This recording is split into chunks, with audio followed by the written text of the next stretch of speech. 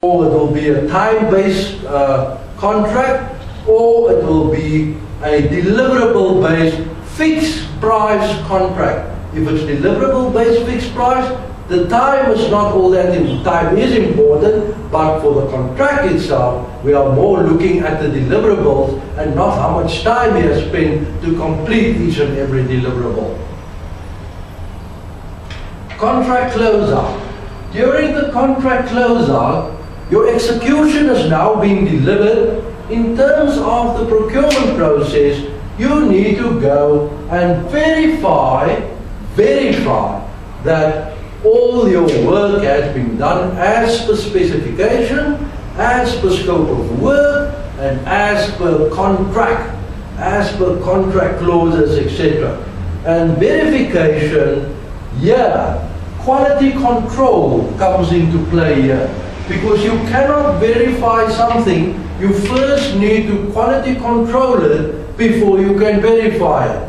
And verify it as approved or successful or accepted. So quality control goes hand in hand with product verification. Once product verification has taken place, contractual audits will come into place. Now the contractual audit is all about the audit performed on the contract itself, just to see if it complies with all the rules and the regulations, the policies, procedures, and the protocols of the company, of the project, and of the contract itself.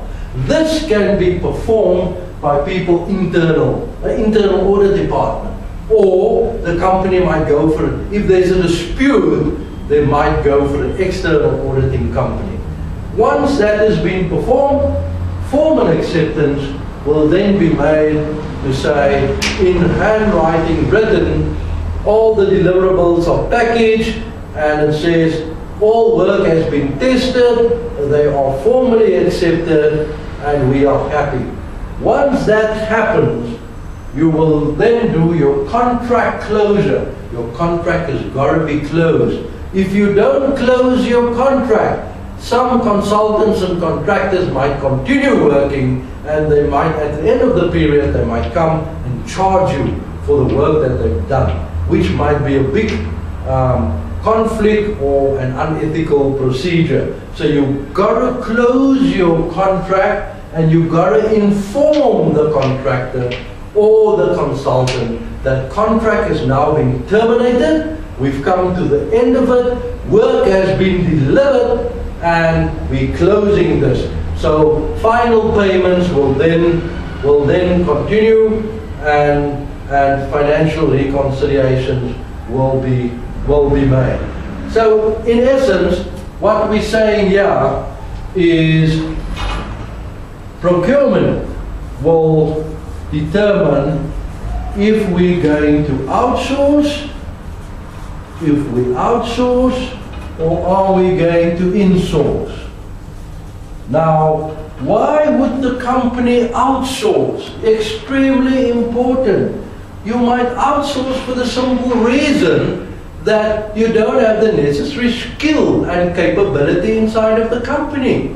You might have the skill or the capability, but the people don't have the time. They might not have the time to work on a particular project. Thus, you have to outsource the resources, labor, material, equipment, and all of that to produce your deliverables and your goals and objectives of your project. So outsourcing is also very important in terms of if you don't have the skill and capability inside your company, the outsourced people who are skilled professionals, they will come in and they will deliver skill and knowledge, and they will transfer that to the people inside of the company. So there are advantages and disadvantages of outsourcing. So the major advantage there is you can equip your people with the skills of the outside people. A major disadvantage here is it can be expensive to outsource. It can become very expensive, and when you outsource, there might be somebody out there who's got a monopoly in this particular market, and you will be bound to make use of that particular consultant or supplier. Insourcing is much more cheaper because you're not going out on a tender process. To go out on tender is very expensive because an advertisement can cost you anything into 70,000 rand. Anything from that. So if you insource, you make use of your current people and it will cost you much less. But the big disadvantage with insourcing, you might interfere with your business processes and your production inside of your company because now your core people are working on the project and they're not doing what they're supposed to be doing inside of the company. Or it might cause clash of activities, clash of responsibilities because these people have to do their jobs internally and also work on the project or contract at the same time.